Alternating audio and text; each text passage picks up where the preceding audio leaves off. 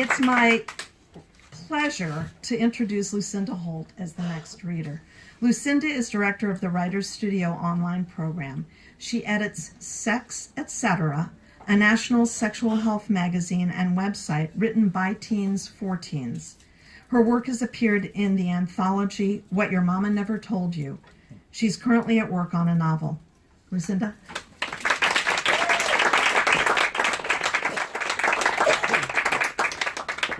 Thank you.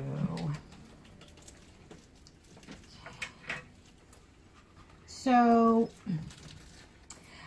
this character appears in the novel that I'm working on. So, I'm just going to read from that. How about that? Okay.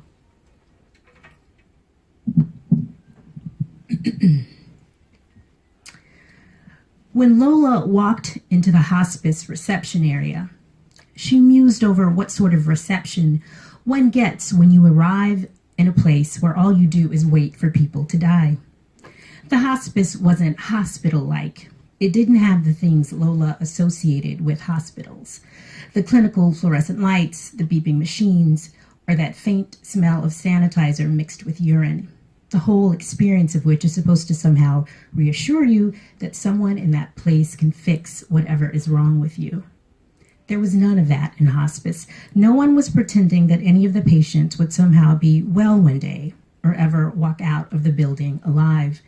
There was just a sense that in their own limited way, the people who worked there would make you comfortable while you waited for death, yours or someone else's.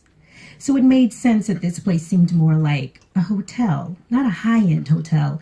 Nothing fancy and definitely not a motel, but something sort of mid-range with a front desk and these mauve cushioned chairs in the entrance waiting area and the big potted plants that might or might not be fake.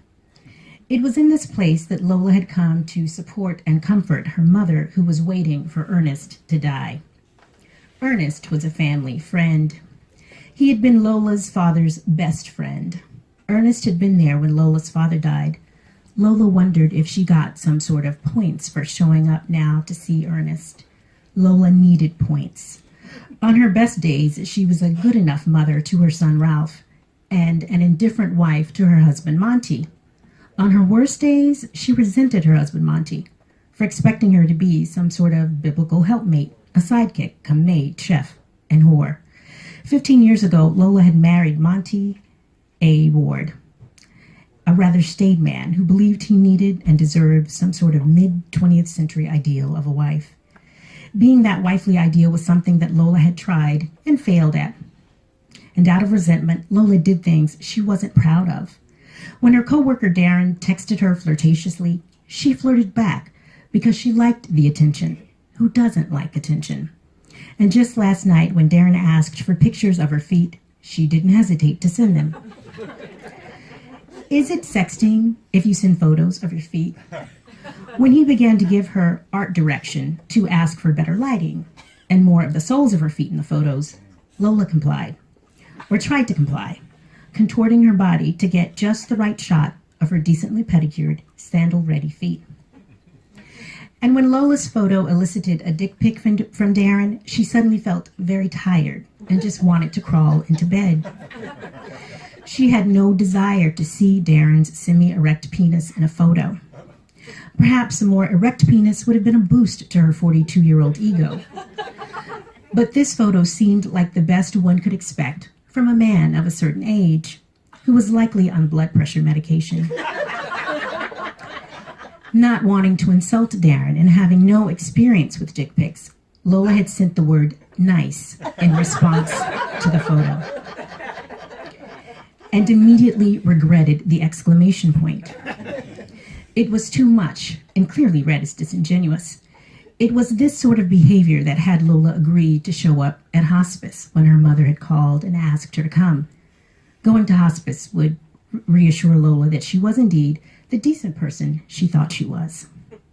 She imagined that volunteering to come to this death hotel balanced out the side of the cosmic scales, weighted down by little miserable things like texting photos of your feet to a coworker. Lola was adding weight to the noble, magnanimous side, and this lightened her mood. She smiled and said thanks to the two women sitting at reception where she signed in. And then Lola wondered if the smile was too much, the wrong demeanor for hospice. Should she be wearing a more dour face for this occasion? Lola knew sitting at Ernest's bedside would be enough to wipe the smile off her face. Death, like birth, can be messy and undignified. What else would one expect from a process that squeezes people into and out of being? When Lola walked into Ernest's room, he was not dead, but he was unconscious and perhaps would never be conscious again, which for all intents and purposes rendered him no longer with the living. But his body wasn't still. In that quiet, sleeping state that is used to portray death or near death on TV, Ernest's body occasionally shook rather vigorously, the vestiges of life shaking free from someone who was now no more than an emaciated collection of bones, covered in ashen brown skin. He was literally closing in on himself, gathering up into some final fetal position as all of his organs shut down. This was not the well-dressed, handsome man Lola had known in life. Lola's mother was sitting in a chair at Ernest's bedside. Ernest had never married and had no children that Lola knew of. She had wondered if he were gay. But Ernest was not gay. In fact, Lola's mother was about to tell Lola that Ernest was actually her father. But Lola won't remember the words her mother said. Lola's mother, ever the stoic, simply said that she'd gotten pregnant with Lola just before she married the man Lola had thought was her father, the man Lola had grown up loving and calling Daddy. There weren't any tears on Lola's mother's part, which Lola would hold against her mother when she looked back on this moment. Seared in Lola's memory is just Ernest, shriveled on the bed and still.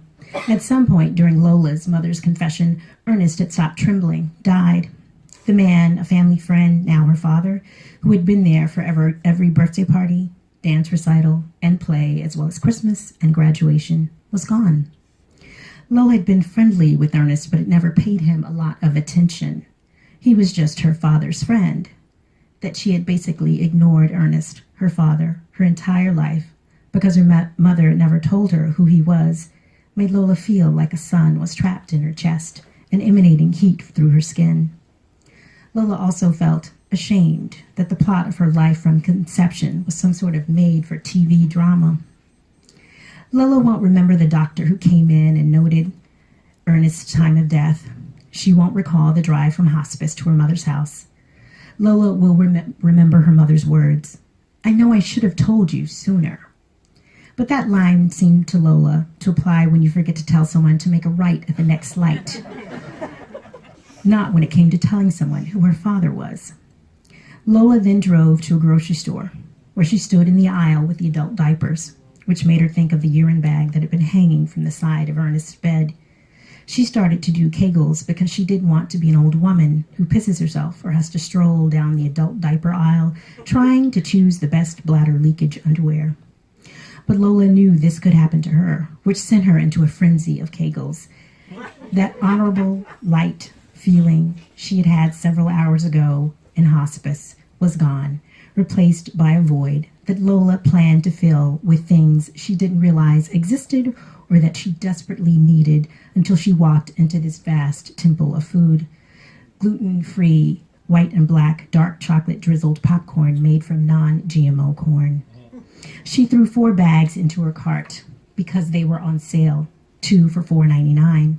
And this is how it works, right? You fill that hole in your face, and it filters through and comes out the other end. You do this trying to stave off the inevitable. But Lola didn't think about any of that. She just piled things into her cart and got lost in the excess.